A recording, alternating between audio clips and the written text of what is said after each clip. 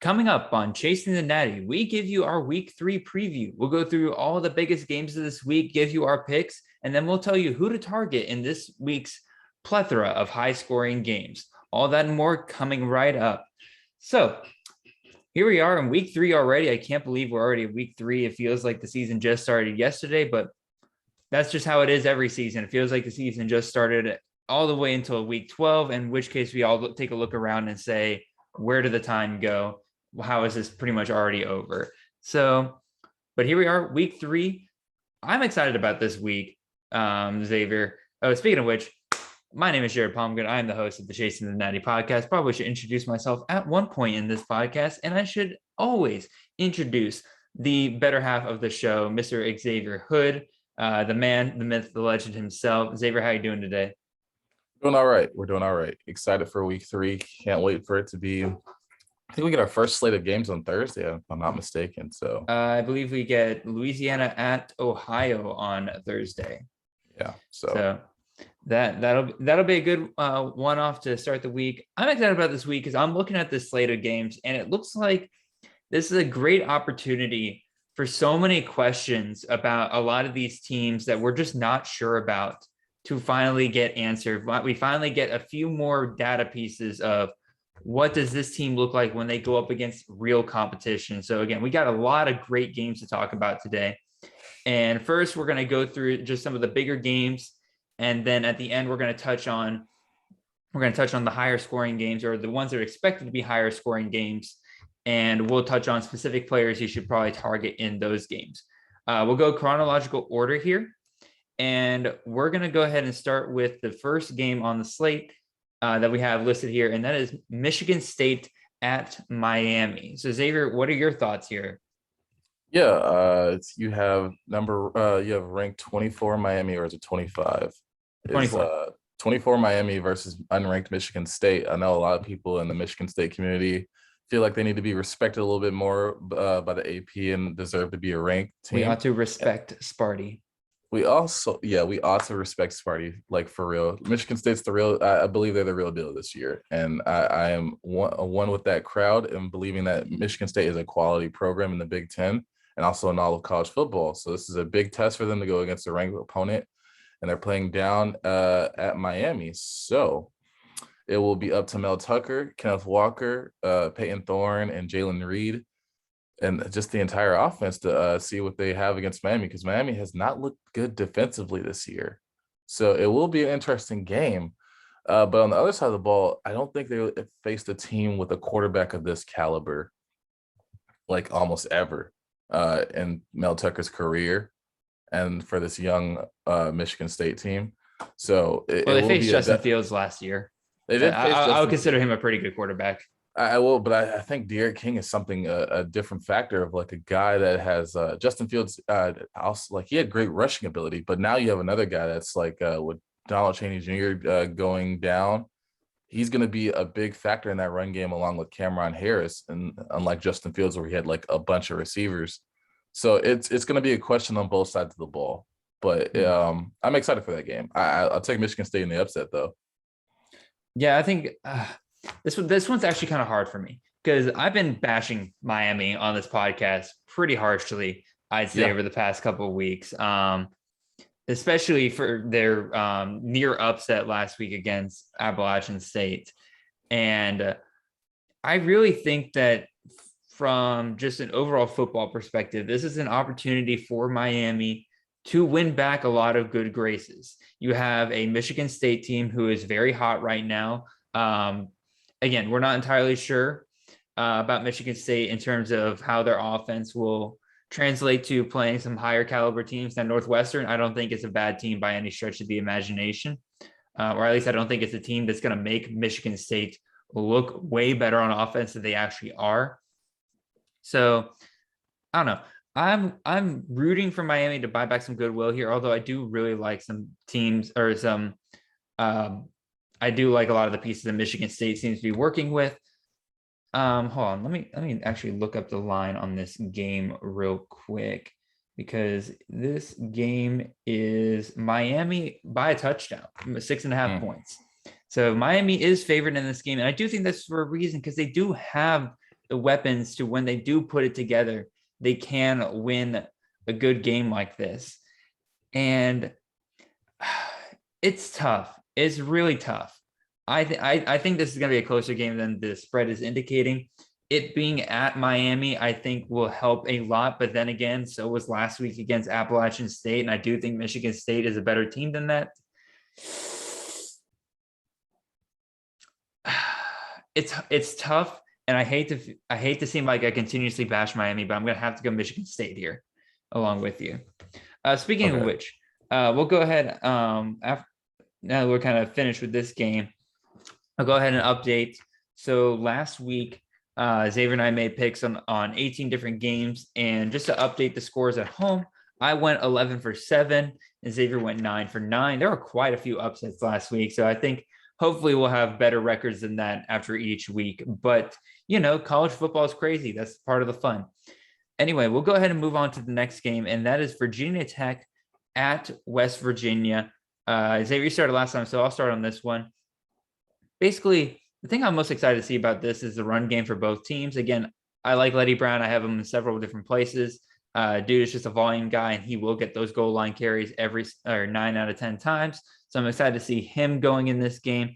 Going up against Virginia Tech, a team that, shut down UNC the first week, a team that just destroyed Georgia State this past weekend. And I think what was quite the makeup game. Virginia Tech looked very strong that first week. They looked good against MTSU last week. So I'm excited to see this cross-conference data point because we got a team that we are now expecting to be a pretty good team in the ACC going up against what I would call a mid-tier team in the Big 12. And I just want to see how these two teams stack up. So Xavier, what are you thinking here? Yeah, this is a tricky game for sure because I love the run game from West Virginia. Maybe not so much for Virginia Tech. They had a lot of running backs last week, and they even used the quarterback. Oh man, what's his name again? It's Blackshear. No, it's not Blackshear. That's Blackshear's the running back. But it's Burmeister. Burmeister. Yes. Burmeister. Yeah, he got involved in this game against Middle Tennessee State last week. So it's just a lot, and it doesn't they don't have any names that pop out or stand out to me that could influence this game. Now, obviously, I can't predict touchdowns, and if somebody has a hot hand and breaks off loose for a big one, but it's really tough because I'm a defensive guy. I love to see defense. I love to see teams overcome adversity and how do I want to put this? If you're playing good defense and then you just give up on a big play because it was just bound to happen, then I will appreciate your team a little bit more. But if your team has no defense at all and you're just relying on your offense, then I don't think that's a good recipe for winning this game. But that's not Virginia Tech. And that's not that's not West Virginia either, in my opinion.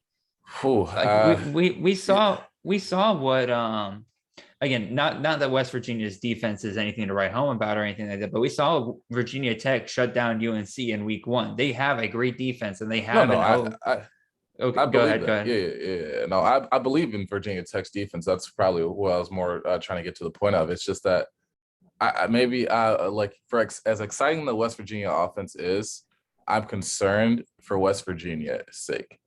To where I think I'm leaning more towards Virginia Tech, even though I like the offensive weapons on West Virginia better. And I don't think probably they have the line for that game is probably Virginia Tech winning by either -3 or maybe a touchdown. And would you like to know? Because I'm not gonna lie, this shocked me. I just looked at it. So number 15, Virginia Tech on the road at West Virginia. West Virginia is a 3-point favorite. Whoa. Okay. So I got the line right, but just go the wrong team. Yeah, I think it will be that close of a game where it comes down to a 1-score game and it's not going to be a touchdown. But I don't think it's going to be an offensive shootout that a lot of fantasy gurus are hoping for. So I'll take Virginia Tech and their defense in this one. Yeah, I think I just like the lines of scrimmage on Virginia Tech's side a little bit more. I honestly like the offensive weapons outside of Raheem Blackshear on Virginia Tech. I like Trey Turner. I like Tavion Robinson. I like the receiving weapons that they do have. And I think if they can just break open 1 or 2 good passing plays, I think that'll be more than enough for them to take this game. So I'm going to go with you. Virginia Tech with the technical upset over West Virginia.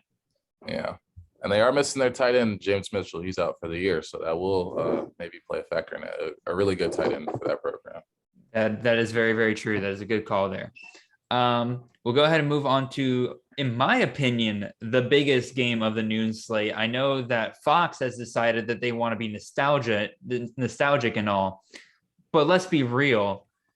Number 8 Cincinnati going on the road to Indiana. What do you think here, Xavier? I don't know. You know what? For you to say this is the biggest game of the noon slate, I'm gonna have to disagree with you on that. I still think it's that Michigan State Miami game, but I am intrigued by this game. I think Cincinnati, they are who they are. Last season, I felt like they got discredited a lot. I was one of those people where at the beginning of the year, people like Cincinnati could be a playoff team, and I wrote them off and laughed. I laughed at Jared. I laughed at Desmond Howard on ESPN. I didn't believe it at the time. The people were telling me about their defense, Desmond Ridder, the run game, and I was like, yeah, but they're AAC. They're not going to make a playoff. And then at the end of the year, I was like, they had a legitimate case. If it wasn't between Texas A&M and Cincinnati, honestly, I still would have picked Texas A&M, but I could not. If Cincinnati were to have gotten in, I would have not batted an eye. I'd have been like, it's fine. I'm fine with that. But I will say this. Andiana does not look that impressive this year. The last game they had Michael Penix come in as a QB2, I believe. They had another QB out there, but then they kind of started splitting QB like reps. And I think Michael Penix ended up having the better day towards the end, but still wasn't impressive enough. And now you're going against a good Miami team on the offensive side of the ball and defensive side of the ball. Jerome Ford's going to run all over them. Desmond Ridder can run as well too. I'm not, expecting too much of the receivers, maybe not even too much of the Wiley. Mm-hmm. But on the defensive side of the ball, Cincinnati's, even though they've kind of looked a little bit a step slower in recent years, they still have their great corner where nobody's testing him so far. So that's going to be a big game for him. Forgot his name at the time at this moment, but it's he's received like 0 targets his way so far this year, and it's going to be a big test for them, especially since it's going to be their first Power 5 team they played this season. But I still have Cincinnati winning this game, I think handily as well too. Well, the spread on this game is Cincinnati minus 3.5. Really? So odds makers in Vegas are saying, hey, we're missing something here. Because I would agree with you. On the surface level, Indiana has not looked great this year so far. Last week, they got to beat up on a cupcake, get some things right. The week before that, they looked terrible. Awful against Iowa. Now, again, the score of that game got a little bit lopsided because of all the pick sixes and the picks that Michael Penix threw. Then again, at the end of the day, that does affect the scoreboard, so you can't be too judgmental about that. But even still, I think Indiana is in what you would call like wounded animal mode. Like this is a team that has prided themselves this entire offseason on, hey, we were good last year. That was not a fluke. We're going to prove ourselves again this year. Came out completely flat against what we now know is a good Iowa team, especially on the defensive side of the ball.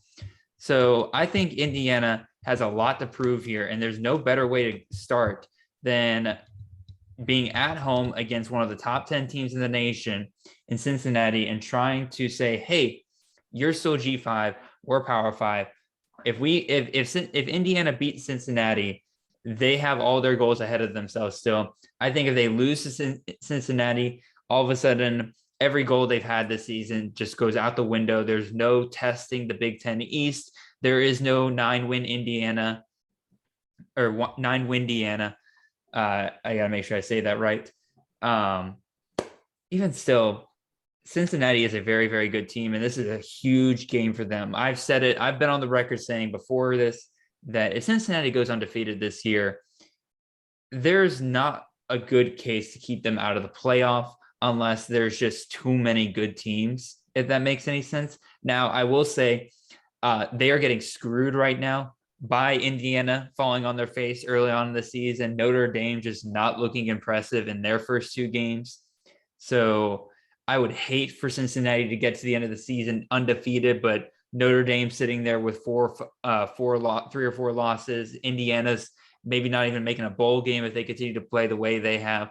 I would hate that for Cincinnati. But even still, I think Cincinnati is a team that knows what they want. They know what they're going to get. Indiana might be in wounded animal mode, which is why I think this game will be closer than necessarily a lot of people will think on the surface. I kind of agree with the close spread on this game, but I'm going to be with you. I'm still going to take Cincinnati to win this game. Yeah. All right. So next game we got here. This one was a little, I think it's a little bit off the radar, but for CFF fans, this is a fun one, and that's Nevada at Kansas State. Again, this is a fun one because CFFers, we love the Nevada offense. We love Carson Strong. We love Cole Turner. We love Dubs. We love Elijah Cooks. We love Torrey Horton, as many pieces of that offense as we can get. I'm a big fan of Skylar Thompson at Kansas State.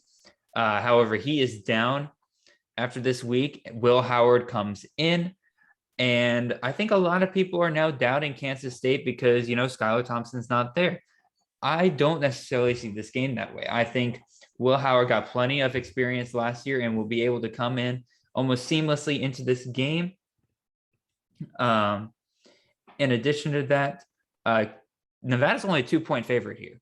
I just want to point that out. They're coming into a Kansas State team that has Deuce Vaughn. I think that this game could end up being, I don't want to say closer than expected because the spread is only a 2-point game, 2-point spread in this game. However, Nevada, I don't know. Xavier, I'm very torn on this game. What are you thinking here? Yeah, with Skylar Thompson going down, it is a big factor, and I'll probably just go out and say that I have Nevada winning. But I love Deuce Vaughn. I know you were a little bit hesitant about him and consistency this season, and he's been consistent for his first 3 games so far. That's true. Two games.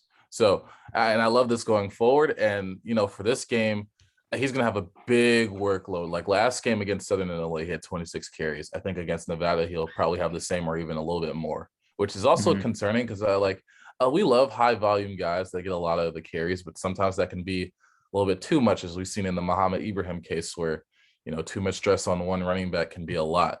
But you're going against I would say a softer Nevada team. I mean, this is going to be a big opponent for you, specifically Kansas State, but you're going against a softer Nevada team whose rush defense ranks 79th out of all FCS teams. So perfectly average. Or FBS teams. So it's average. Like you're only giving up. Let me see this again.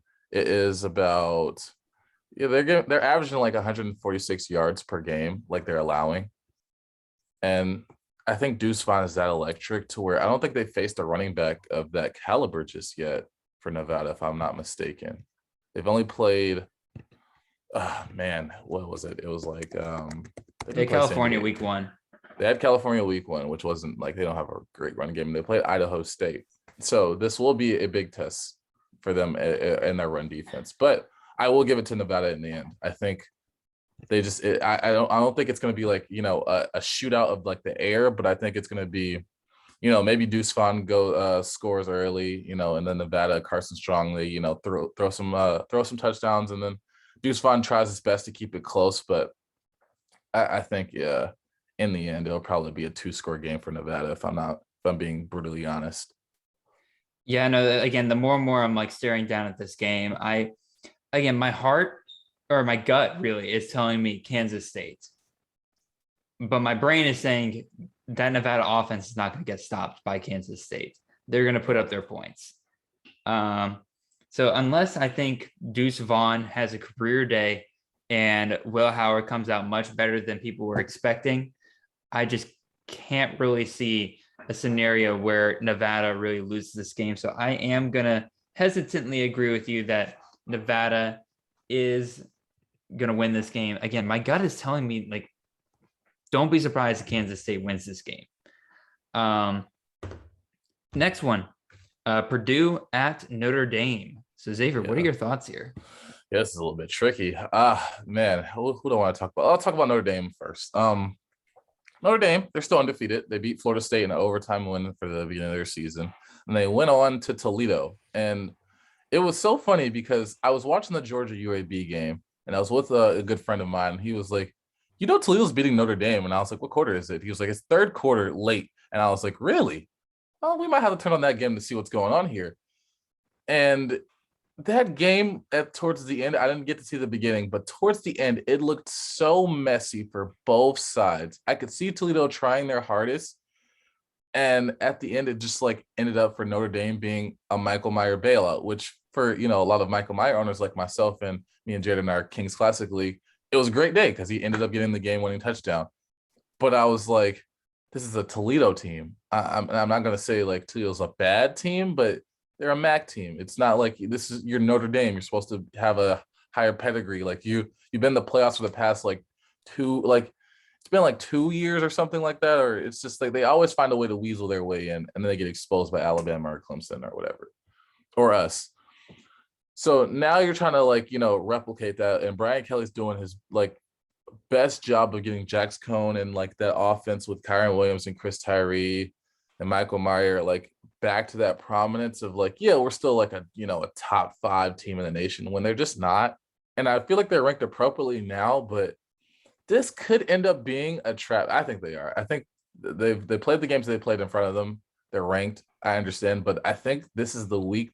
Could be possibly be their downfall. So Xavier, you and I had some beef the other day when it came to like determining how to rank and everything, because you were giving me crap about me even considering the idea that Florida State should have been almost ranked after week 1. And you were very clear about the fact that like, hey, you have to take what the teams have given you so far. You cannot do speculation. You can't say, or no, this is a completely different conversation. I think it was talking about like where we had Oregon ranked versus Clemson and stuff like that. We thought Oregon was too high, but I said like, well, Clemson would beat Iowa and Oregon on a neutral field, and you're like, oh, you can't do imaginary scenarios. You have to give the teams what they get in front of you. Well, let me tell you what Notre Dame has given us so far. They had to beat Florida State in overtime against a Florida State team that just went on to lose to Jacksonville State. And then they struggled at home against a MAC team that, while they're great for CFF, they typically do abysmal outside of their conference. You are talking about a team that has given us no reason for us to expect them to be even in the top 15, let alone a top 5. However, with all that being said, they did win those games. But also at the end of the day, I feel like I'm just used to Notre Dame doing this, where especially like early on in the season, you see just several close wins that just make you question Notre Dame and say, what are we doing here? Why are we even considering this? And then they still manage to go on and have a 1-2 loss, even undefeated season by the end of the season. Now, I don't think that happens this year because it's been just what I've seen. I don't believe in Notre Dame. But also, again, this is more of a gut feel. I'll be real. This isn't like the greatest of analysis here.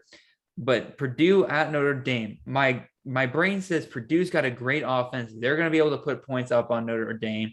And Purdue has a legit shot at pulling off the upset at home based on what Notre Dame's given us so far. But this is college football.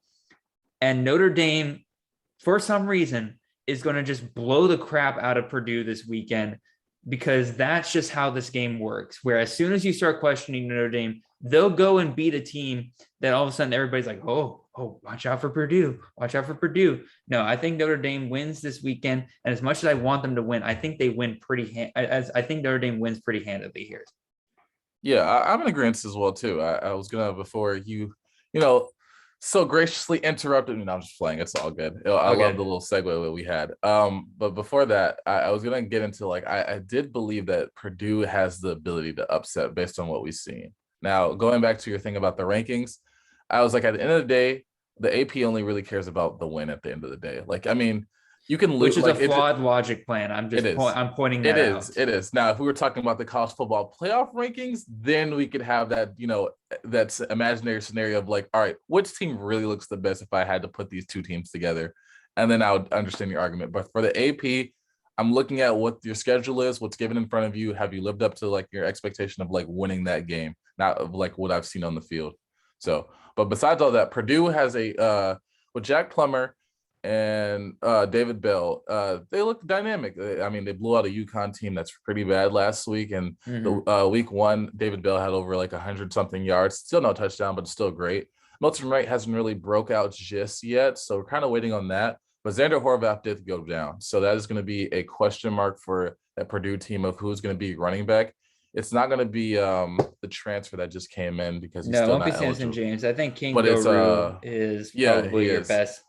best option. And he is there. very interesting. I was looking at him earlier. I will like to see how he fares against this Notre Dame team. But I will give Notre Dame that secondary and what they have back there with that one looks like All-American corner. I forgot his name, but Kyle Hamilton. He's a safety. Yeah. Oh, safety. Okay, then. I think back there, I think they went on the defensive side of the ball to where they may shut down like Purdue's only way of like producing offense with David Bell and possibly Milton Wright. And it will probably look pretty handily because you still have Michael Meyer and Jax Cohn if he can. Like he didn't have a terrible game against Toledo. It's just that they couldn't put up points for a while. So I'll give it to Notre Dame in this one as well too. Yeah, again, my all logic points to Purdue having a legitimate shot to upset Notre Dame in this game. They absolutely but again, with just how college football works, just my gut is just saying that Notre Dame beats out Purdue pretty handedly here. Especially like you said, especially if they take away, if the run game for Purdue is not working, if they are able to take away some of those passing options like David Bell, like Payne Durham and everything. And I can easily see this game getting out of hand for Notre Dame, or getting out of hand for Purdue, and Notre Dame winning very comfortably here.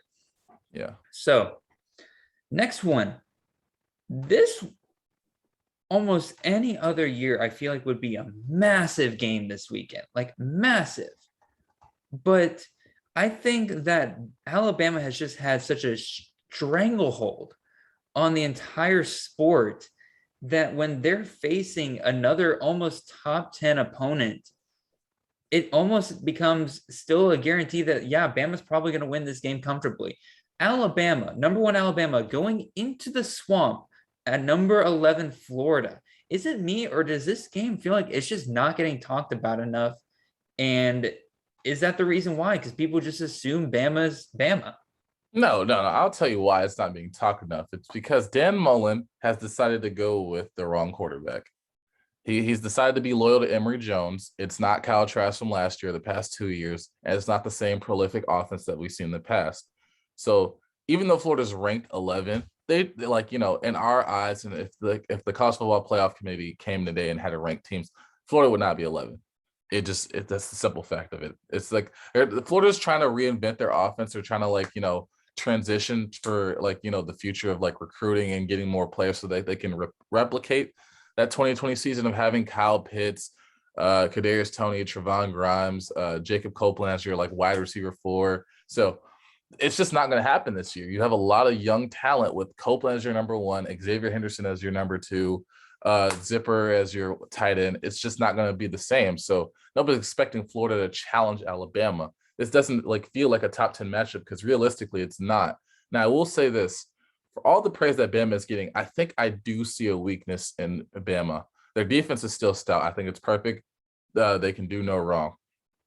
On the offensive side of the ball, I've noticed a little bit with Bryce Young. I guess that Mercer game, when he gets a little bit of pressure under him, he tends to, take those sacks pretty often. Okay, I'm going to stop you right there. Sorry to interrupt you once again, but oh, you're fine. Go back and watch the Miami game and tell me that Bryce Young doesn't perform well under pressure. Oh no, I mean the Miami game, it was a week 1 game, but I think week 1 it catches a lot of teams off guard. And then now that teams have more film on you, and if they see that, hey, maybe he doesn't perform well when he has say you take the Georgia defense against Clemson, for example, and you just start blitzing the crap out of him, and it's not going to be Evan Neal. Miami blitzed the crap out of him. Miami sent 5 guys after him several times, and he still was able to get the ball away. Sorry, I got to disagree with you heavily on this whole take here.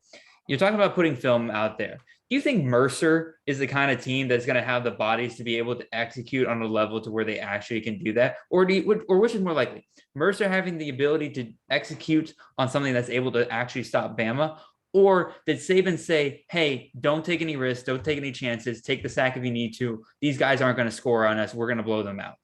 I just think, I'm not going to always say that, like, hey, don't take any risks, don't take any chances. But it's just like, I'm not going to give these downplay these teams and say, hey, they're not like they don't have the ability to make, a few sacks on their own talent.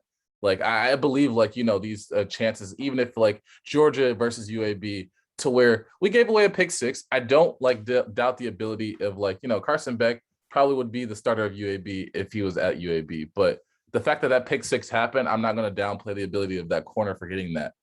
I give teams chances of, like, I won't say a college football team is just that terrible where they can't do anything. Yes, to a but team. what you're doing is taking I think a circumstantial situation and trying to apply it in a broader sense where you're saying that, like, this is a weakness of Bama. I won't say it's a Bryce weakness. Young faces pressure from the D line that he performs worse, which in the Miami game showed that that's not the case at all. I don't know. In the Miami game, he looked pretty comfortable until the fourth quarter, until they just, took the foot off the gas, and that was it. But like early on, it was slow against Mercer. I'm just saying, like, coaches do this thing where they look at film of, like, hey, this may be a little bit, this may be successful because this team had a little bit of success, and this could look like a potential, like, advantageous for us. I'm not saying Florida's going to win this game, but I wouldn't be surprised if Bryce Young, did not look the greatest. Now, I can be proven wrong where Alabama blows them out because it's always Nick Saban and it's always Alabama.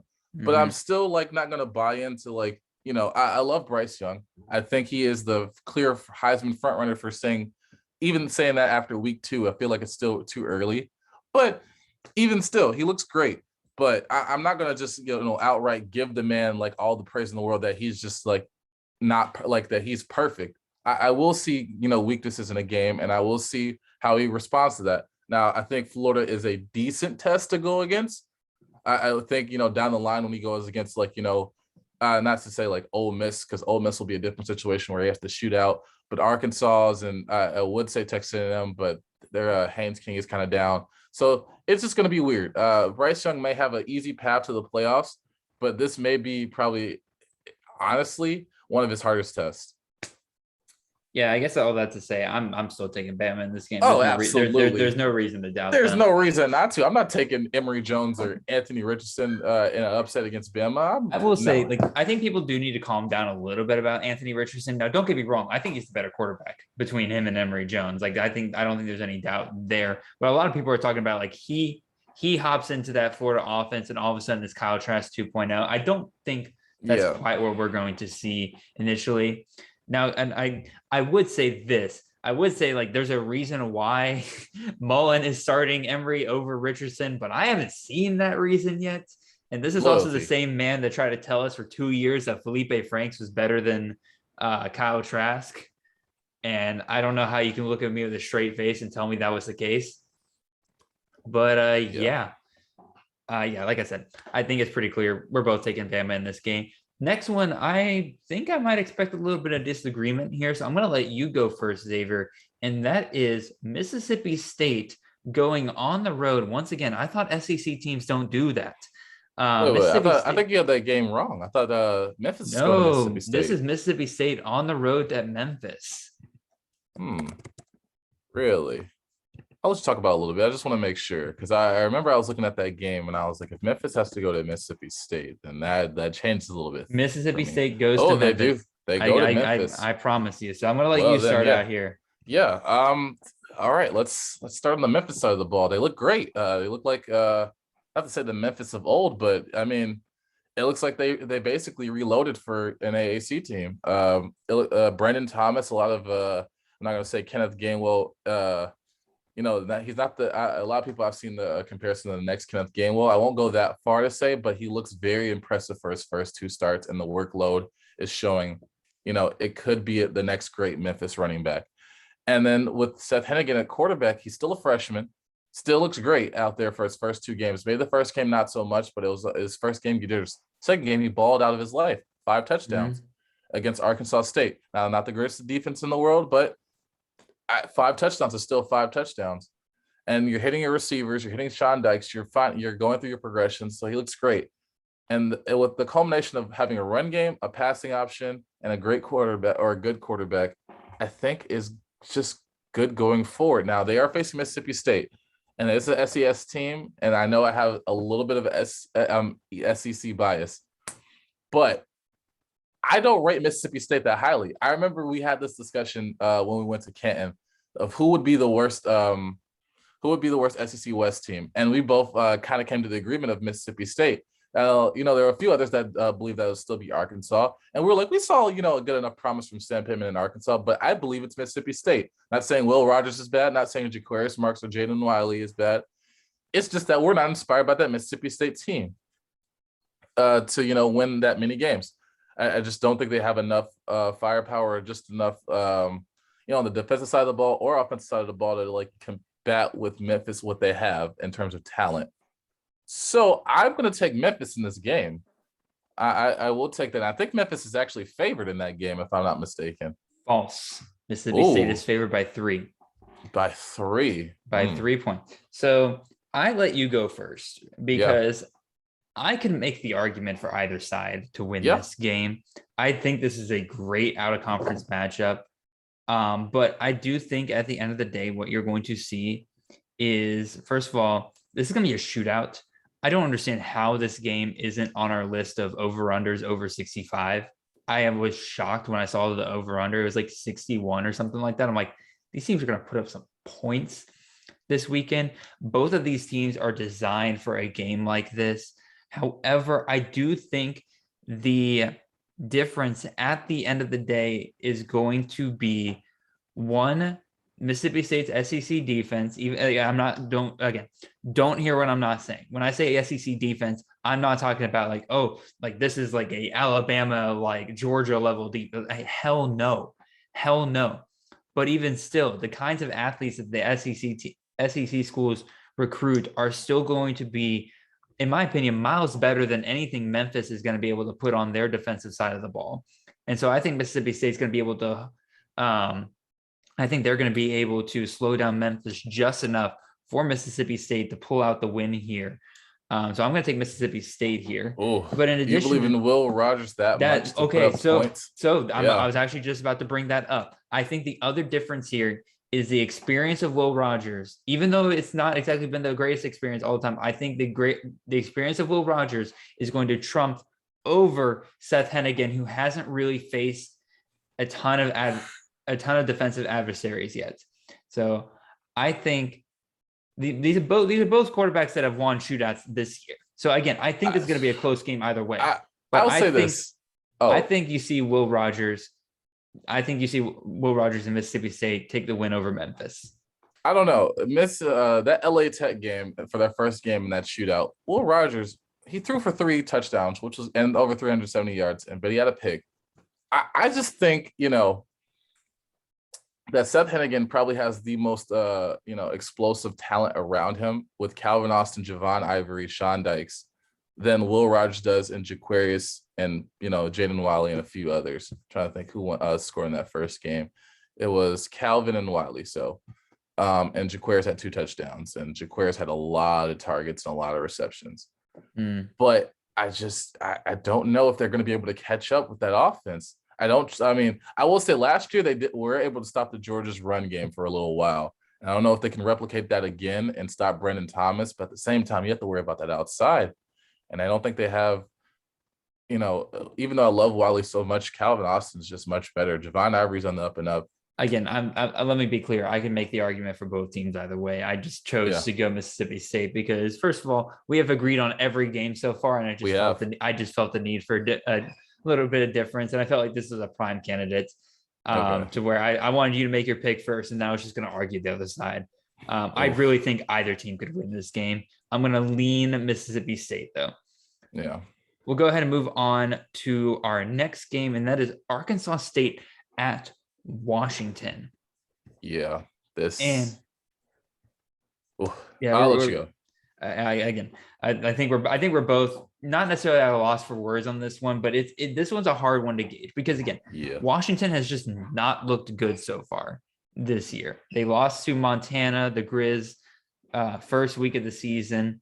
could not get any offense going in that game. They lost to Michigan last week, couldn't get any offense going in that game either. I give them a little bit more leeway on that because Michigan's got a good defense. But now you have Arkansas State, a very offensive in a very explosive offense coming into the game. And I think if Washington can force the game to be what they want to be, slow, ground and pound, keep it a low scoring affair, I think Washington has a very good shot to win this game. But if Arkansas State starts putting some guys over the top, like Corey Rucker, like Jeff Foreman, like Trevalance Hunt, like if they're able to get a few big plays on Washington and Washington falls behind in this game, I think this is going to be just one of those scenarios where I think if Washington can slow down Arkansas State early, they win the game. But if they allow some big plays early on and Arkansas State's able to take advantage of them, Washington's going to have a very hard time coming back in this game. So I haven't made my pick yet, but what do you think, Xavier? Yeah, I'll give context. It's only been 2 games, but Washington has the number 1 passing defense, like in terms of passing yards allowed in all of college, in the FBS. They're only allowing 74 yards per game, 74 and a half yards per game. And the next one is 83 and a half, and that's for Marshall. So, and I'm looking at their games. They took away that Michigan, that passing game. I mean, it's not anything to rave about in the recent years, especially like this year now, because they have Hankins and Corum. But you took away another Power 5 programs, that was having a good run game day, and you were able to almost completely shut down their passing game. And it concerns me because, I love Arkansas State and the passing game they have, and it looks like they can be beaten through the ground. But Arkansas State doesn't have anybody that can beat you on the ground. It's all about the receivers and that high explosive offense. And I think I think this game is really going to come up to who is going to be the starter at quarterback, and who's going to have to stay in that game the longest to put Arkansas State in the position to win and throw Washington off. So for that reason, I'm just going to still go. I don't think Washington is going to get to an offense like this so far this season in terms of high power and what they do with their receivers. So I'll give it to Arkansas State. All right. I am going to disagree with you, actually, because I thought about it a little bit more. And also I looked up the spread for this game. Spread for this game is Washington minus 16 and a half. I don't think they'll win by that much, but this is the perfect get right game for Washington. I think this is kind of what the doctor ordered. You got a good group of 5 team coming in. Like you said, they have one of the best passing defenses in the country. Now, again, context there, it's against Montana and Michigan, neither passing offense, exactly something to rave about. But even still, if they are successful in taking away Arkansas State's passing game, what does Arkansas State have left? I don't know. It's hard to stop 3 good receivers at this point. I agree. But 3 good receivers to another Sun Belt team versus 3 good receivers compared to a Washington defense, I think are 2 different things. And I wouldn't be surprised if Washington is able to pull out the win here. So I'm going to go Washington. Yeah, I don't know. I feel like you're just disrespecting the Sun Belt there just a little bit, but it's okay. I know a little bit. I'll be I know real. Power 5, Power 5 bias, but I feel like Corey Rucker, Trevalance, Jeff, they have some Power 5 talent. You're right. But even still, we'll go ahead and move on to the next game here. This is the game day game of the week here. We got number 22 Auburn at number 10 Penn State. This is the primetime 7:30 ABC game. I'm going to give you a score prediction here, Xavier, but I'm not going to tell you which team it is. And I need you to tell me if you feel the same way about this game. This game is the kind of game that has a final score of 23-16 written all over it. If you believe that, then yeah, I could see it happening. But now that I'm thinking about it a little bit more, I may be leaning another way. But I'll let you, explain a little bit more. So again, I think both of these teams are in very similar situations. You have an Auburn team that is trying to establish itself as maybe a threat in the SEC West. Penn State coming off an abysmal year last year. rode hot into the end of the season, starting off hot this year, beating Wisconsin week 1, able to take care of business last week against Ball State. You got Auburn coming into this year, just absolutely destroying Akron and Alabama State, which again, not exactly great teams. Akron might be the worst team in the FCS, but at the same time, all you can do is just beat the teams on your schedule, and that's what they did. I think that you have two teams with a lot of questions at quarterback. Bo Nix entering what is looking like his final year. Sean Clifford entering what's looking like his final year at Penn State. Both have had troubles in the past passing the ball. Both are mobile quarterbacks that can take off and run at any time. And I just see both of these teams relying on their run game in this game. Auburn with Tank Bigsby and God, I forget the Noah Cain for Penn State. No. There's another running back that broke off last week for Auburn. Jarquez Hunter, I believe his name is. Yeah. You got him back there now, and I think he's going to be good in the coming future. And then you got Penn State, who looks like finally has solidified who their number one back for this year is going to be. And thank God it's Noah Cain. I've been excited to see him fully healthy, able to lead the backfield at Penn State. Again, I just see this being a ground and pound kind of game. I don't really see either team using their receivers a ton in this game. And so I think that's why it ends up getting you a final score of 23-16. And I think it goes Penn State side. I think Penn State wins this game. I think that they've had better experience in close games. I think Auburn, if they get behind in this game, hasn't had the experience of playing from behind quite yet this season. And I think that could end up putting them in trouble. Again, I just think Penn State wins this game at the end of the day.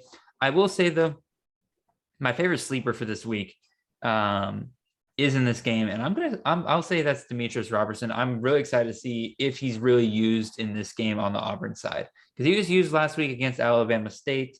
Got 3 touchdowns last week. I'm not going to act like that's going to happen every single week, but like he could easily become a CFF piece for you. Just watch out for him. So what do you think, Xavier?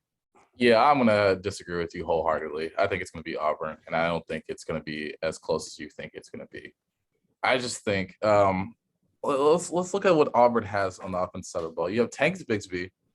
You have Bo Nix, which I'm not going to rate Bo Nix like he's a good quarterback, but I rate his rushing ability and his ability to escape and, get first downs. And I will give the Auburn defense credit. They are an SEC defense. There's no denying that fact. They always throw a curveball every year. And Alabama or Georgia, just anybody that's trying to have a good season, they throw a thorn in your side at some point to where they show that they can still have that eliteness in the SEC of having a top defense. And Penn State, I'm just not inspired this year at all. I don't believe, I know you're excited about Noah Cain. I'm really not. He had 20 carries for 69 yards against Ball State. What is that going to look like against Auburn? If you have 20 carries, are you going to still I'm not expecting you to get 20 carries and over 69 yards if you couldn't do that, have over 100 yards against Ball State. I just don't see it. And then we look at the game script for the Wisconsin game. They didn't look that impressive either. You let Ches Malusi run for 30 times, and he still got into the end zone about once or twice. So I'm thinking Tank Bigsby and Hunter are going to have a field day with this Penn State defense. I think you're forgetting a very important piece of this game. It's the whiteout game, Xavier. Oh, okay. The whiteout game. We could talk about the whiteout game. I do. Jahan Dotson is a great receiver. Parker Washington is also a great receiver, and I love them a lot. But do I believe in Sean Clifford to go against a Auburn defense and SEC and go and make the right pass for them? Because it's not going to be as easy as a Ball State or a Wisconsin every single time. He made just enough against Wisconsin. Just enough against Wisconsin. Wisconsin. Yeah. This is different. This ain't different. No, I consider Wisconsin a better team than Auburn. Whoa, I consider Wisconsin a better team than Auburn. And again, you're completely dismissing the whole part about this being the whiteout game. You're talking about an Auburn team with a ton of young players on this team that have never been in a true road environment thanks to the SEC or thanks to the coronavirus last year. You're talking about guys that have never even experienced the whiteout is the kind of home environment that rivals SEC home game environments. Probably the only teams that could really beat the whiteout are, I'd say LSU, Bama, Texas A&M, like those are probably those are the only ones I'd really put above. I would really put above the whiteout game. Other than that, this is an environment that a lot of these players have just not been involved in. In addition to that, like I said, Penn State has got something to prove here. They are trying to shake off last year's abysmal year, and I just don't see a reason why they don't come out firing all cylinders here for this whiteout game.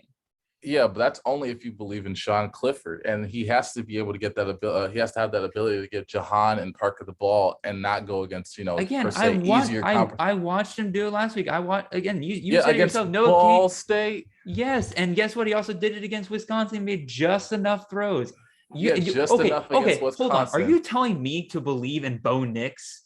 I'm telling you to believe in the Auburn defense and the run game. I'm not telling you to believe in Bo Nix. I'm telling you to believe in Bo Nix to get them in field position. I'm also going to point out that Penn State's red zone defense has been incredible for them. Oh, Wisconsin went one for Wisconsin. 4. Yes, Wisconsin. You are acting like Wisconsin is a garbage team. They are not. No. But you're acting like there's Tank Bigsby, there's Tank Bigsby, and there's Chez Mellusi. There's levels to this. Tank is an actually prolific back. Chez Mellusi is serviceable for now. A lot of people at the beginning of the season had Jalen Berger rated above Chez Mellusi. There was no talk about Chez Mellusi and Tank Bigsby as being comparable. And I don't think Penn State has faced a running back like Tank Bigsby and like a Hunter that's breaking out as well too. This is a completely different game. And if Penn State is caught lacking, it's going to get really bad. There's no way Penn State is caught lacking during the whiteout game. Name a whiteout game where Penn State was truly caught lacking. They've lost whiteout games before, don't get me wrong, but there's never been like a scenario where they just get the absolute breaks beaten off of them, unless it was like some team that was like number 1 or 2 in the nation. I think it's different now. I mean, the last whiteout games you had against, I think, Big Ten opponents, which, it's a Big Ten opponent. You're kind of like, you can catch a few of them off guard with it, but this is the SEC. I'm gonna have to disagree with you on that. If you believe that Noah Cain's gonna, lead that team and with the wideouts as well too to go against an Auburn defense, I can believe they can get a few, maybe a touchdown or two, but that's it. I think Tank and Hunter and Bo Nix and that defense will be enough to stop Penn State. I'm taking Penn State to win this game. I'm taking them to win by about touchdown to 10 points. Oh, all right. What's the spread on that game? Or spread on this game is currently Penn State -6. Penn State -6. All right. I'll take the upset in that. So you take Auburn. I'm taking Penn State. Whew, that one got a little heated. We'll go Oklahoma State at Boise State. So Xavier, I'll let you go first on this one. Yeah, I'm just gonna go Boise. I like Buckmeyer and I like Khalil Shakir. And then even though George Holani is, I believe, hurt again, if I'm not mistaken. I don't know if it's how bad the extent of the injury is. I have to look that up. I will look that up if he's still hurt again. But I just think, Oklahoma State, I was enlightened by Jarrett last week that, against some of these better group of 5 teams, that Oklahoma State is not that great, especially against the passing game as well too. Khalil Shakir, I think, is that dominant of a receiver, and Buckmeyer looks like he's hitting on all cylinders with a lot of other receivers. Because last game Khalil Shakir didn't even get a touchdown, but he had like a record day in yards with I think 186 or 166, something like that. Mm-hmm. So I'll take Boise State. I'm agreeing with you. I'm going to take Boise State in this. Oklahoma State's been on the struggle bus this entire year. I'm trying to remember, who did they face this past week? It was not anybody good. They faced Tulsa this past week, beat them by about 5 points. Played Missouri State the week before, beat them by a touchdown. A Bobby Petrino Missouri State team. Come on. I don't see Boise State. And this is at home at Boise State, by the way, as well. Yeah, on the blue. So, on the blue, there's just too many things not lining up for Boise State here. They got the weapons. They got Khalil Shakir. They got Cobbs. They got Bachmeier, a dependable quarterback. I think they can get them the ball. I think Boise State wins this game, and I think they win it very comfortably. The spread on this game is only 4.5 points. I think they win it comfortably. Yeah. All right, so we'll go on to another ranked matchup for this weekend, and this is actually our last game about just talking about the big games. We're about to get into some of the higher scoring games here in a second, but this is number 19, Arizona State on the road at number 23, BYU. This is at 10:15 on ESPN. I've not been good about that today, so my apologies, y'all, about not telling you guys the times for these games. So Xavier, I went first, or you went first last time. I'll go first here. It's gonna be a close game. Arizona State's favored by 3.5 points. BYU is looking better than I expected, especially last week against Utah. I think they played a very, very good game in that game. Did a lot of things went right for them in order to make sure they got that win. And I don't think it was a fluke. I think they just can perform very well. I think they're replacing a lot of pieces from last year. I think Jaren Hall, while not Zach Wilson, like I'm not expecting Jaren Hall to be a first round quarterback or anything like that. I think he's perfectly serviceable enough to keep this offense going. Tyler Algier has been performing well enough for them. Neil Pau has become a very dependable wide receiver for them. But on the other side, you got Arizona State. Now, Arizona State's down a few pieces. They're down DeMontre Trayana. I believe Ngata is Daniel Ngata, another running back they have. He is limited currently. I believe he's able to play, but, he's still kind of shaking off. So it only really only leaves Rachaad White back there in that backfield. But Rachaad White is an incredible running back for this Arizona State team. I think he's going to perform very well for them. In addition, you have Jaden Daniels, who is still limited in the passing game. And I think that has more to do with his receiving options rather than him himself. He seems to put the ball where it needs to be, but, they just can't come down with it sometimes. Again, this is a very, very close game. And I'm just, my gut is telling me Arizona State. I think BYU gets a little bit of a reality check here. And I think the odds makers believe that as well. I think Arizona State comes in, puts this game into a ground and pound scenario, wears out BYU. And I think Arizona State pulls out the win by probably about a field goal to a touchdown. I think Arizona State's going to win by 2 scores. Ooh. And yeah, I think they will. I like Arizona State's run defense. I know they're only rated like 27th, I think, in the nation, but I think that's just enough to stop Tyler Algier, which I'm really excited for because, like, if their run defense is that good, then I'm expecting like 20 to 25 touches for Tyler Algier. And I feel like he can break off for 1, and that'll still be good enough for, a lot of fantasy owners for the volume that he's probably going to get.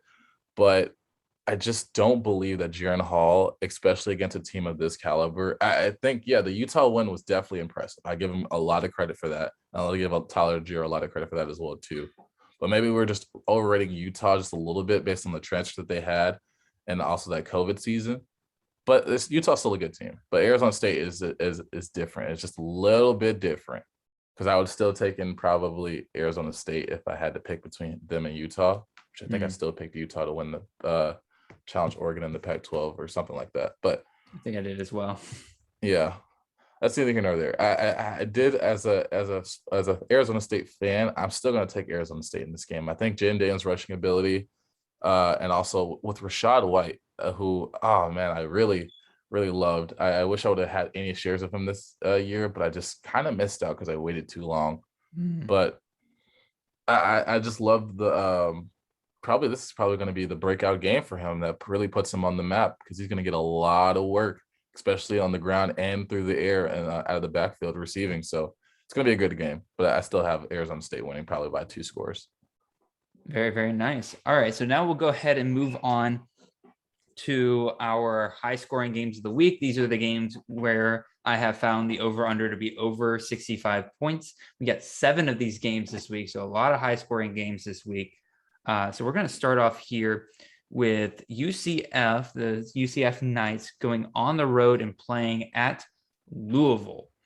So we should talk about who we should be targeting in this game. And again, for a lot of these games, if you're struggling to determine like who to sit, who to start, a lot of times it's just better to go with the guy who's going to be playing in a better over under game. And so in this game of UCF at Louisville, Xavier, who are the guys you're looking at here? Yeah, I'll talk on the UCF side. I won't hit Dylan Gabriel first. I'll go with Isaiah Bowser. I think he's a name that's been recently just popped up on the CFF scene. He's getting a lot of work from Gus Malzahn. I know a lot of people were concerned about UCF and their offense and how he would dictate that offense. And it's not bad so far. Like Bowser's getting a lot of work. He's getting the touchdowns as well too. And also Dylan Gabriel seems to have not lost that much of a step to where he's still throwing a lot of touchdowns. And also his run game, Dylan Gabriel on the ground is looking a little bit impressive as well too. He's knowing when to escape the pocket and get some of those positive yardage games. So I love those two options. But I guess on the receiving side, it's really been, I guess a lot of people were expecting the next Marlon Williams from Jalen Robinson. And the first game, he actually showed that. The last game, maybe not so much because it was Ryan O'Keefe, which is another name that I had rated highly on that UCF wide receiver room. But it's between O'Keefe, definitely Jalen. And yeah, I think those are the two wide receivers I would probably target for this week as well. Now, if you want to talk about the Louisville side, you can, but I feel like there's only like maybe two options. So I mean, really, I think more than anything is just Willie Cunningham. I think that's I think that's the best safe option on the Louisville side. I think people are really kind of focused in on the fact that these are two relatively weak defenses that are going to allow a lot of points. We thought the same thing with Ole Miss, but we saw what happened when Louisville went up against Ole Miss. They could not get any offense going for the most part. There was at one point where Malik Cunningham had the most passing yards, rushing yards, and receiving yards on their team. That should tell you how much of an offensive struggle they were having in that game. Yeah.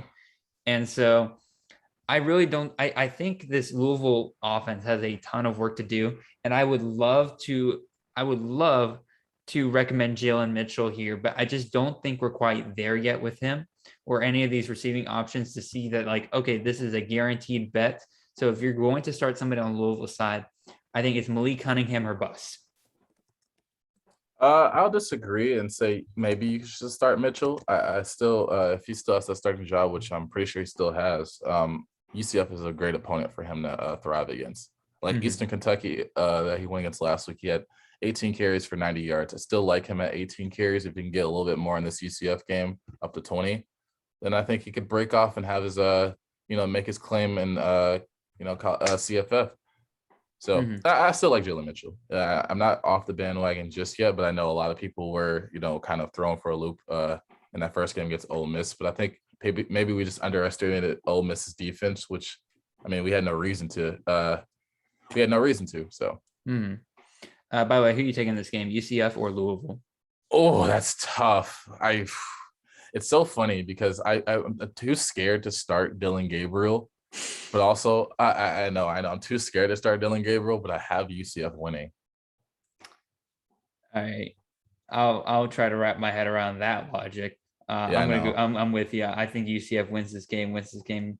I don't say comfortably, but I think it's one of those games where it won't be really in doubt throughout most of it, even if it's a close game. It's like UCF will control this game pretty well. I did trade Bowser away for Sam Howell and somebody else, or I traded. Also, I guess there should be some context here. Xavier is scared of starting Dylan Gabriel in our home league, and that league is our rosters are stacked. Yeah, they're fun.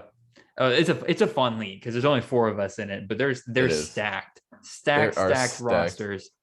I get to be 2-0. I get to start off my championship title defense on a great note. Yeah, it's because all my wide receivers showed up a week late. It's all good. My receivers are just clicking. It's just great. Yeah, I'll talk about that later. Whatever. Yeah. Anyway, we'll move on to our next game here, and that is Nebraska at Oklahoma. So I'll let you speak first on this one, Xavier. Yeah, I'm surprised this has an over/under of 65? Or you said over 65? It's right at 65. It's right at 65. I'm surprised. I think people are starting to look. I understand on our last episode we talked about some players that you might want to add on your waiver, and I suggested Adrian Martinez because about the stats. Now I did say with the caveat of he is going against Oklahoma and he is going against better competition, but he is putting up the stats with his rushing and passing ability. But I think that ends here. I don't believe in Scott Frost enough. You lost to Illinois your first game. What makes me think that you're going to be able to compete with an Oklahoma to put up enough to have that over under 65? I just don't see it. Now I know Oklahoma's defense, that first game against Tulane was not the greatest showing in the world. But I think week by week, they're going to get better. Grinch has shown that he is a competent defensive coordinator. Now, I will have I will have my formulated a full thought around the defense towards the end of the year and say, hey, this actually was a good defense, or maybe we were just, kind of misled and overestimated. But for now, I'm going to go with the talent side of the Oklahoma defense and say that Nebraska will not be able to have this over under that they're basically having right now. So it's really weird. I'd say for Oklahoma, the only person that you could really start, and I gotta get to the main part, but yeah, it's really just Spencer Rattler, and it's hard to say because it's really tough. Oklahoma has spread out their offense so much, and Jared made the comment that he believed that no wide receiver will finish in on the Oklahoma receiver would finish in the top 25 of wide receivers for fantasy. Mm-hmm. And that's looking like it's going to come true. And that's no disrespect to Oklahoma. It's just that they're spreading the ball so much to where I can't get a consistent 100-yard receiver a game. Now, I will say for the future, Mario Williams is going to be great. I can't wait to see what that will look like because Theo Weiss is out for the season. Sorry for him and his injury. Hope he gets better. But you still have Jaden Hasselwood, which a lot of people were really happy about coming out of high school, but now he got injured. Doesn't look that great, but now he's kind of coming into his own. Then you have Eric Gray, Kennedy Brooks. I can't understand that backfield just yet. I do like Eric Gray a little bit more. He had a better game in the second game of the season last week. But I can't gauge and just put anybody to say, hey, I would start you for my fantasy unless you're Spencer Rattler. Mm-hmm. For the most part, I kind of agree. And again, I think starting Marvin Mims is not something I'm going to advise you against because I still think that he may have just had a bad week last week or in the week before where just aren't getting the touchdowns. But I agree with you for the most part. And again, I've been banging this drum pretty much since late in the offseason where I just kind of had a realization where I was just like, there's just too many pieces here. There's too many pieces that are going to demand targets, and you're going to see guys lose out on that because of that. You're going to see guys who are going to go off one week, but the next week they're not going to be doing much because there's just too many mouths to feed. So from a fantasy perspective, I would only start really Spencer Rattler on Oklahoma. Nebraska, I guess if you want to start Adrian Martinez, I'm not gonna recommend it, but I'm just not a believer in Adrian Martinez at all. Samori Toure, though, I think Nebraska will be put in a passing situation in this game, and he'll probably get a good amount of the targets. Is what's his name? Oliver Martin supposed to come back this week? I believe so. Hopefully. So you have him as well. That might not be a bad flyer in a deeper league, but I think we're both in agreement though that Oklahoma is going to win this game pretty handedly. Oh yeah. And I think there's a lot of many years of Oklahoma getting pent up frustration from not being able to play Nebraska. Yeah. So I think Oklahoma wins this game pretty comfortably. Next game we have on the schedule here, we have Florida State at Wake Forest. This is another one I was kind of shocked by the over-under on. And I think that has a lot to do with the fact that Vegas just doesn't believe in either one of these teams' defenses and that they will be putting up points. So from a fantasy perspective, Xavier, who are you starting in this game? Let me start from the running back of Florida State. I'd start Jashawn Corbin because it's Jashawn Corbin. I think he's a great running back for Florida State. I'm trying to remember what he did. I think he had a touchdown, 80-something yards in his last game against Jacksonville State. And also he had a great game against Notre Dame as well, too. But if I had to pick anybody else, I guess I'm on the Florida State side of the ball. That is, I guess if you're in a deep league and the fact that you're going against Wake Forest, I really am hesitant to say this, but maybe Jordan Travis for his rushing ability. But that is a real, me being hesitant. And also, Mackenzie Milton did start against Jacksonville State, so I don't even know who's going to start for Florida State. So I honestly don't even know. It depends on, who starts. If it's Mackenzie, then, yeah, I would start Mackenzie. It's Jordan. I'd start any of the Florida State quarterbacks just because it's Wake Forest's defense. Just find out who's starting first. Yeah, find out who's starting. It's really weird. I don't know where they're gonna go from there, but it's whatever. Are you afraid of the quarterback getting pulled if they fall behind? Yeah, that too. But it's really going to be tough because they only used Jordan Travis for 3 attempts and he missed on all of them in that Jacksonville State game. And Mackenzie Milton threw a touchdown, but also threw an interception. So I think Mackenzie probably will get the start, but I wouldn't be surprised if he started to struggle. They just throw Jordan out there and he starts running around and getting a lot of yards. But I don't know if I can vouch for anybody else in that Florida State team just yet. What about Wake Forest? Wake Forest, Ja'Kerry Roberson. All day, every day. All day, every day. That's really all I can say. Wake Forest is also. Oh, go ahead. Actually, you know what? Why did I say I am disrespecting Wake Forest? Disrespecting the running back, Christian Beal-Smith. I think he's worthy of a start against Florida State. Now, I'm also going to throw in Christian Turner, their backup running back. He's been getting plenty of work in recent weeks, and he's looking good too. Now, I will say I would be a little bit hesitant with the running backs. I do like the talent of Christian Beal-Smith, and you said Christian Turner as well. He did get 9 carries that last game, and had Christian Beal-Smith had 9 carries as well too. But Florida State's linebackers are really good. I like Jermaine Johnson. He can get to the quarterback and he can also stop the run, so that can be a big factor. I'm not saying he's going to do that all day, every day, because they kind of rotate, but he has that starting job where he's going to be on the field majority of the time. But yeah, I still like those running backs. But yeah, that's it. Yep. No, Ja'Kerry Roberson, and then you briefly mentioned Sam Hartman. I think if you're struggling for a start, like you're struggling a quarterback in a league and you need somebody who's likely on the waiver wire or just can start for 1 week, I think Sam Hartman is a pretty good pick for this week. I think he's going to do wonders against that Florida State defense. So regardless, who you have winning this game, Xavier, Florida State or Wake Forest? I have no idea. God, who do you have winning? I'm going Wake Forest. You're going Wake Forest. My first thought was Florida State, so I'm just going to go with my first thought of Florida State. All right. It would be a good it would bounce back. Be a good bounce back win for them.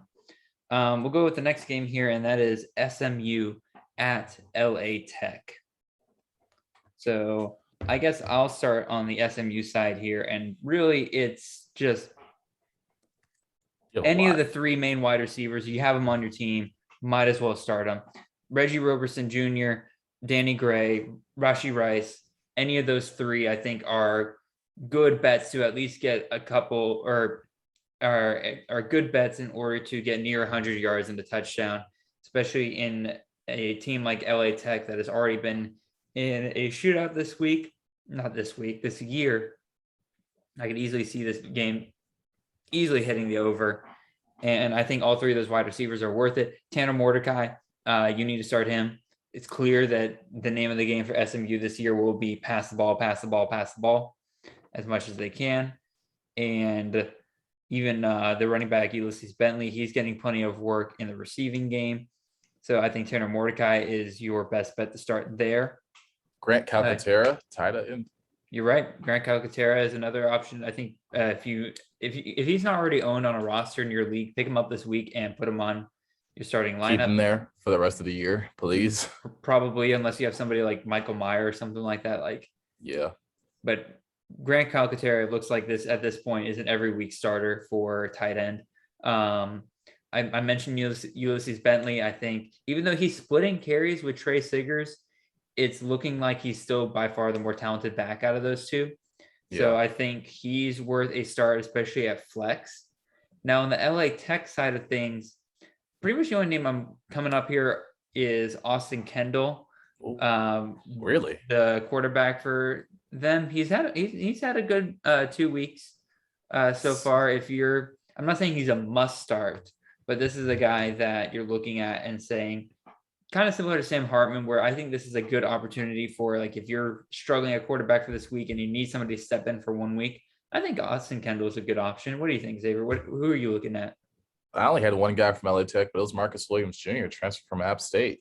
I like him a lot. I know he's kind of struggled against Mississippi State, but that's Mississippi State SC defense near LA Tech. I mean, obviously you're not going to have the best of games, but in this last game, he did have 18 carries for 99 yards, and He didn't get the touchdowns, but he by far had the most carries, and I think he's going to have a lot of opportunities in this game. And I love the talent that he showed at App State when they were rotating between Harrington, Peoples, and him. So I like Marcus Williams this game. That's the only guy I probably would, be worthwhile of putting in. Austin Kendall, is very interesting. He has some rushing ability, and he threw a touchdown as well too. So it's not terrible. All right, who you got winning this game though? SMU or LA Tech? Oh, SMU. Yeah, I'm going SMU as well. That my prediction of them making the AAC championship is feeling better and better each week. They're looking really, really good. I will say UCF's looking better than I thought they would too. So I think that's going to be a great game if those two ever face off. Yeah. I still think it's Cincinnati and everybody else, but even still, I think SMU is going to do well for themselves this year. Virginia at North Carolina. Oh God. So you want to start this one?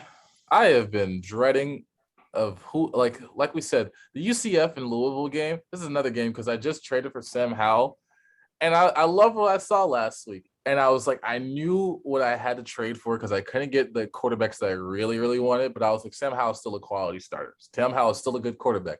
I have not given up on Sam Howell. We have him in our Kings Classic League. I love Sam Howell, but I need to see a little bit more. But I still have him. I have him starting currently. Like it's super weird because I don't rate Virginia highly. It's just Brennan Armstrong is good. Like he showed that last week with, for some reason, his arm is looking better than his leg. I think Brennan Armstrong's an every week starter at this point. Yeah, absolutely. Absolutely. The fact that his arm looks better than his legs right now is saying a lot to where we know he can run. So if he has to, he will. And that's the scary part about it. So I believe, like, it's not one of these games where I'm just surprised about the over-under. I can believe it, especially from North Carolina's defense has shown against the first game. But it's just I don't know what their offensive line is going to look like if Sam Howell is going to get pressure, especially against it's Virginia. I would expect them to be better, and have Josh Downs in there. I still don't know about Ty Chandler. Right now, I'm on the fence to where I still have hope for Ty Chandler. As long as I give him more opportunities, and I like Ty Chandler. But it just doesn't feel like they're using him properly. So I don't know. I would only start for North Carolina, Sam Howell and Josh Downs, and West Virginia, I guess. Not West Virginia, Brennan Armstrong.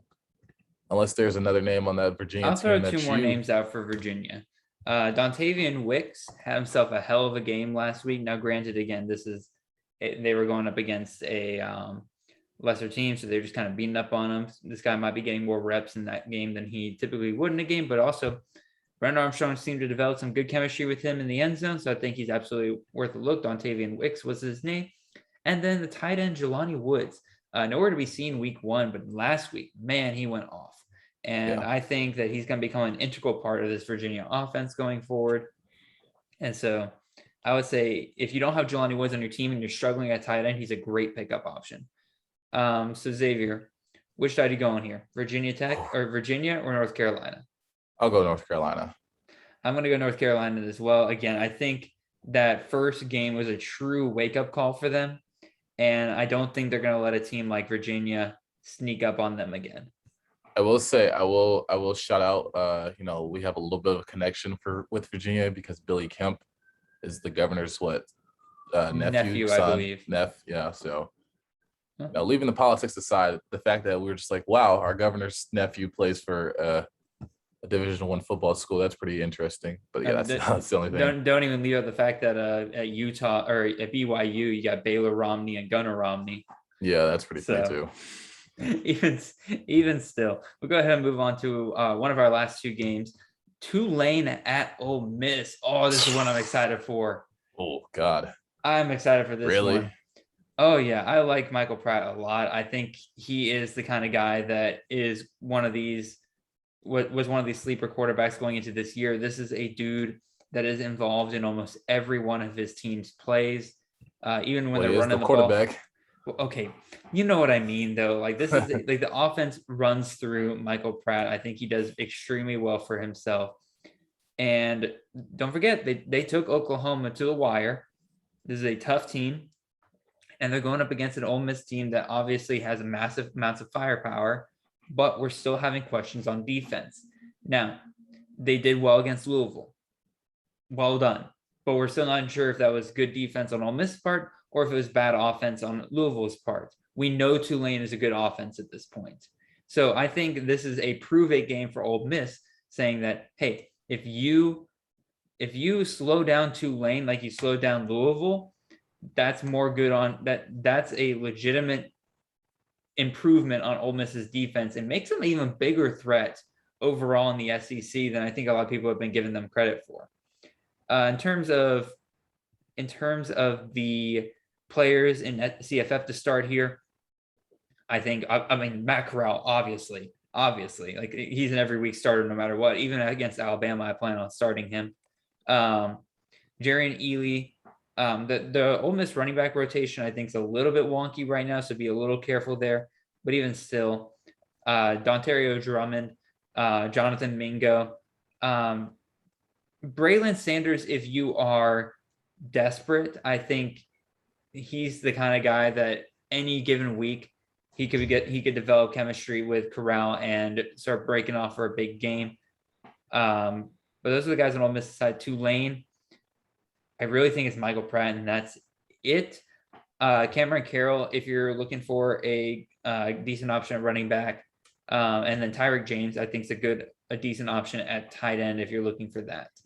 So Xavier, what are your thoughts on this game? Oh, I'm one of those believers that think Ole Miss is a legitimate threat to a lot of SEC teams. I think their defense, from what I saw in certain scenarios, is, not to say like, anything stout or anything, but I think it's legit to where it's nothing to scoff over anymore. But I think, you could catch Oklahoma off guard because Spencer Rattler did have some growing pains his first year starting. And especially coming off of a COVID season, first season back in an actual, home environment, the crowd's cheering and jarring, and now you have to go out there and perform. So Tulane also was coming in there hungry. They Hurricane Ida had them a little bit more motivated because they couldn't play on their home field. But I just don't see it. I love Michael Pratt. I would love Michael Pratt versus anybody in their division or in their conference, but I don't like them against Ole Miss. I don't see it. I've been down this road too many times with this Tulane offense, and Michael Pratt is experienced. I think he's one of these gems that are up and coming in CFF, and a lot of people are happy that he's kind of emerging as a solid quarterback. But I think Ole Miss will be his downfall. His one stain on his record for this season. I'm going to disagree with you. I think Mike Pratt still gets his point. But at the end of the day, I think Ole Miss wins this game. I think they win pretty comfortably. The spread on this game is 2 touchdowns, and I don't disagree with that whatsoever. Cool. I would have it higher, but it's just me. So they're off to the races. And the next one, or our last game we're going to discuss here, is not a midnight game, but it's about as Pac-12 after dark as you can get. Fresno State at UCLA. Yeah. These are two teams that I think still people have a lot of question marks about, or they're still not entirely sure whether to believe in them or not. UCLA beats LSU. Huge win for the program. They run all over UCLA, or they run all over LSU. Fresno State took Oregon to the wire in their game, and Oregon just went out and beat Ohio State at home. So I think partially we're looking at Fresno State and saying we might have underrated Fresno State just a little bit. Now, I like pieces on both of these teams on both sides of the ball. Jake Heiner, Dorian Thompson-Robinson, the two quarterbacks in this game, start them both. Ronnie Rivers, Zach Charbonnet, Britton Brown, start them all. Greg Dulcich out of UCLA, start him. Jalen Cropper out of Fresno, start him. Carrick Wheatfall and Josh Kelly, also Fresno State. If you're really looking for like a flyer upside flex kind of guys, start them. There's a lot of pieces here that I really, really like, and I think there's going to be tons of points scored in this game. Xavier, what do you think? Well, you took all my points, so that's great. Sorry. I was like, wow, we're just going to take Fresno and I'm UCLA. sorry. I was like, we could split this. I really like this game, and honestly. This is the kind of Pac-12 after dark game that ends with the UCLA upset. Yeah, I really hope so. Like this is the kind like where UCLA falls, just like while we're all in bed, we all wake up the next morning. We say, "What the hell? Why did UCLA lose this game?" It's just the only reason I want UCLA to lose is because I just really don't want to support the Pac-12 and the champion. Like, I don't want to see the Pac-12 in the college football playoffs. I really don't want to see that. I just don't, because I already know what that's going to lead to, and it's gonna be like another Notre Dame situation where I just don't want to watch that team. Like, if I have to see Dorian Thompson-Robinson and that UCLA team think that they can beat Bama and hype themselves up just to be like disappointed, I don't want to see that. All right, so Pac-12 fans, before you all kill us, probably should give some context for Xavier's not hatred towards the Pac-12, but the reason why he roots against them. He has a very, very adamant Pac-12 friend that constantly texts him. And so Xavier has been putting down the Pac-12 and doesn't want to be on the wrong end of the "I told you so" moment for the Pac-12 this year. It's okay because, like, the SEC has more ranked teams than the Pac-12 has at this moment. They only have 3. We have like 7. It's okay. These things happen. I'm the only Pac-12 team I really support, and that's only because they beat my friend's team of Oregon, is Arizona State, and that was like 2 years ago. And it was a great game because I was able to watch it after dark, and I watched all 4 quarters, and it was great. Brandon Ayuk just destroying the Oregon safety. Good game. Good game. If you ever need to rewatch a game, that was just a great game to watch. That was a fun one. Anyway, at the end of all of this, we kind of mentioned all the CFF players for Fresno State at UCLA. So who wins the game, Xavier? This is tough. Go UCLA. Damn, I thought we were gonna split on that one. It's all good. I'm going UCLA here again. Like I said, I think this is a game where I would not be shocked if I woke up Sunday morning and UCLA somehow lost this game. Yeah, but I like Sharps. But at the end of the day, I like UCLA's run game. I like some of their passing options.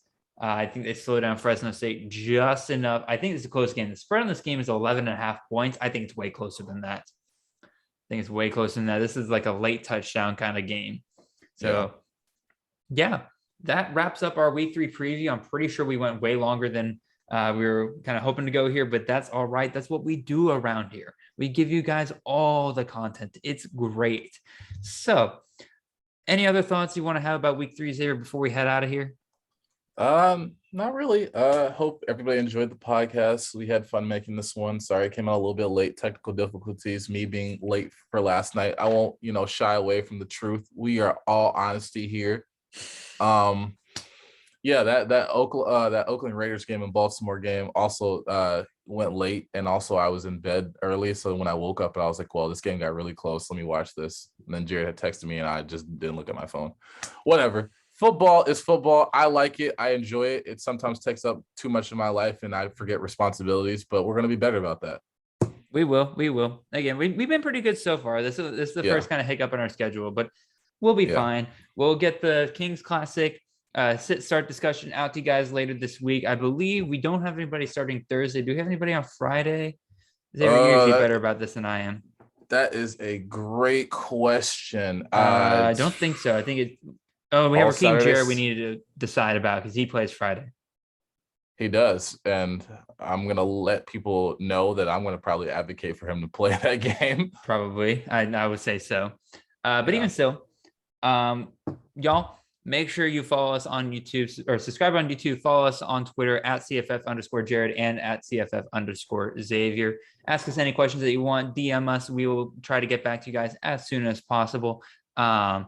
You can find me on the CFF side Discord as well. If you ever want to just DM me there, if that's easier for you, that is fine. Or you can just ask me questions like in the chat. No problem there. If you make sure you're following us on Spotify, leave a review on Apple Podcast, y'all. I love reading a good Apple Podcast review. It makes me feel all warm and fuzzy inside with little butterflies in my stomach. It's wonderful. I love it. So with all that being said, I'm excited about week 3. I'm excited to get some answers about some of these teams I have a lot of question marks about. And with that, I wish you all adieu.